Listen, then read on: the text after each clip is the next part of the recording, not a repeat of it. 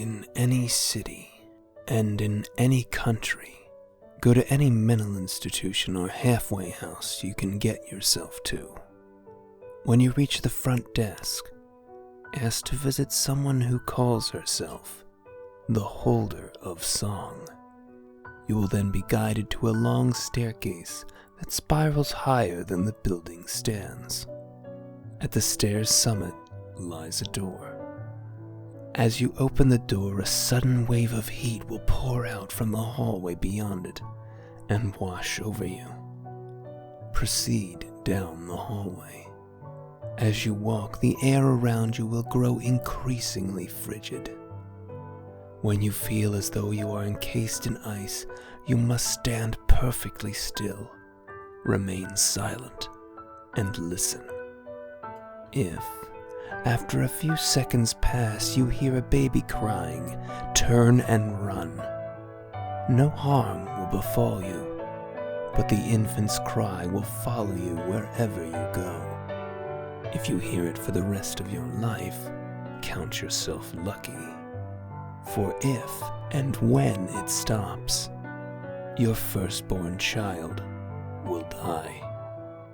If, however, you do not hear a baby's cry, wait for the hallway to grow warm once more, and then proceed to the door at its end and enter. The room beyond will be awash in a green light. At its center will be an old woman turning the handle of a silent music box. You will notice that both her legs have been severed at the knees. When you speak to her, you must look her in the eyes, for she hides a spear fashioned from the bones of her legs. If you break eye contact, even for a moment, she will impale you with it and leave you to bleed to death in seemingly unending agony. She will only respond to one question. What was the song they used to play? The old woman will then begin to sing in a language not of this world. Her melody will be the most beautiful that you have ever heard, bringing peace and serenity to your mind, body, and soul. You will find yourself vividly imagining a band of carefree children playing and singing, as innocent as can be.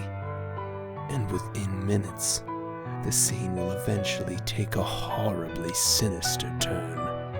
The children will begin to fight each other, and their conflict will quickly escalate to the most brutal and lethal violence you could conceive of.